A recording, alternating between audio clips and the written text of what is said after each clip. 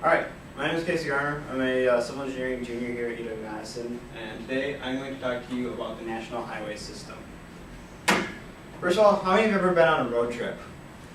Gone to like Chicago, the Rose Bowl, something like that? You guys have all, every single one of you has used the National Highway System, one way or another, and this national system has benefited you in your everyday life.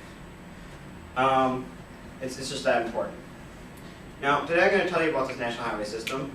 I'm going to start out by telling you some of the details about the system, and then I'm going to tell you a brief history of the system starting in 1905 and going on to probably about 60 or 70. I'm going to tell you about who helped establish the road system, how they did it, and why. And finally, by the end, I hope to prove to you that the National Highway System is the most important achievement in engineering. Like I said, it is important. Why? The National Highway Administration says that we have 47,000 miles of interstate highway. And these miles alone carry 16% of our national traffic. But beyond that, we have over 8.5 million miles of highway transportation that are two-lane in the United States. This all started back in 1905. We had approximately 2 million miles of roads back then. But outside of major cities, only 141 miles were paved. All the rest were all dirt roads like this, which led for disastrous travel. And we needed something better. We needed something to improve our roads with. And that came in the form of asphalt. So, in 1910, we started using asphalt in our development. It's created from oil byproducts, and it's really helped make the roads be smoother. And then, in 1917, we started using concrete, which made it an even better ride and made more reliable roads. These materials help produce roads that would make our national highway system competitive with our railroads. And in World War I and with trucking, we discovered this. The trucking industry was one of the hugest benefactors of our national highway system. Why? Because they're versatile. Trucks can go anywhere pretty much in the world, but rails can't. They can go on major city highways and minor city highways to make on-site deliveries. And the Autobahn is another big step, and it sets an example for the United States. Germany set this up, and it was opened in 1932. And it really set an example of how to get from one place to another across the country on a mass transit system. A lot of the Americans that toured in World War II were impressed by this. So we came back and we opened Route 66 in 1937. This was a 2,000-mile route that went from Chicago to Santa Fe, New Mexico. And it was one of the first main interstates in the United States.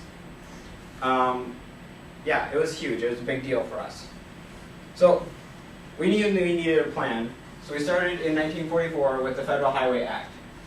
And what we wanted at the time was to create 40,000 miles of networked roads throughout the United States. The government at this time, the federal government, said that they would finance 50% of this road and that they would help pay the states. Now, the big man in all this was Dwight D. Eisenhower.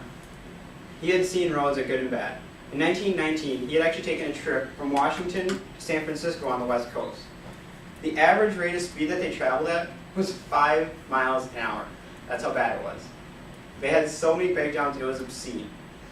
But then, in World War II, 2 decades later, he was one of those lucky soldiers that went to go and see the Autobahn. And he was impressed by it. And between these two experiences, he really saw that America needed to have better roads. They needed to create a system that could be reliable for our defense and everything that we needed to do to transport everything. So, he pushed forward a plan, which was the National System of Interstate and Defense Highways. The committee was started in 1954 and they pushed through the act in 1956. This is a few additions for a plan in 1957, but altogether it was going to call for a plan that was going to be finished over 40 years, 44,000 miles of all double-lane roads with 12-foot lanes. It was going to be huge. But it was also going to be expensive.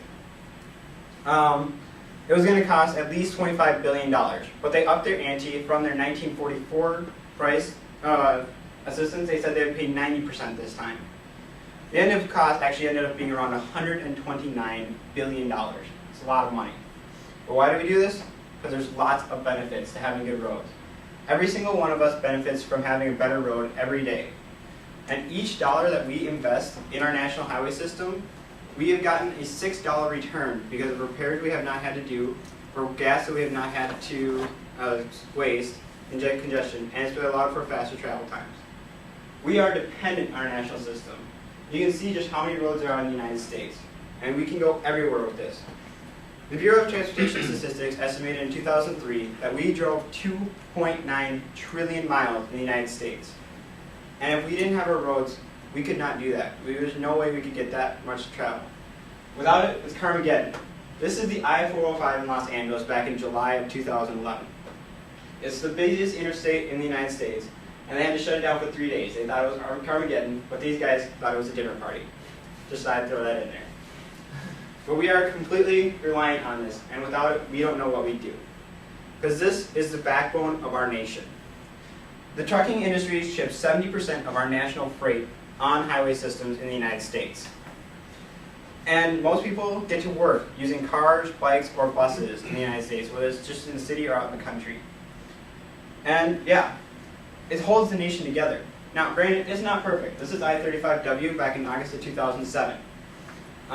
It's not perfect, and we need to make sure that we're constantly improving our system, otherwise it's going to fall into disrepair. And like I said, this is our #1 achievement, but we don't want it to be our #1 failure. This is a project that's never going to end. We need to keep working on it, and that's going to be our future. It's going to be growing over the years. We've got some more money coming in for federal highway funds, and some people ask, why can't we have roads like the Autobahn that are just fast, easy, and ready to be used without lots of repairs? We can have that. It's just a matter of improving our roads every day to make sure that that happens, so that this can be our #1 achievement forever and ever.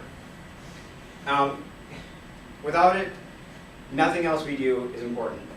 No cars, no internet, no TV, not really important, because we can't get to where we want to be. We can't see the things we want to do. And this is why it's the greatest achievement of our engineering achievement.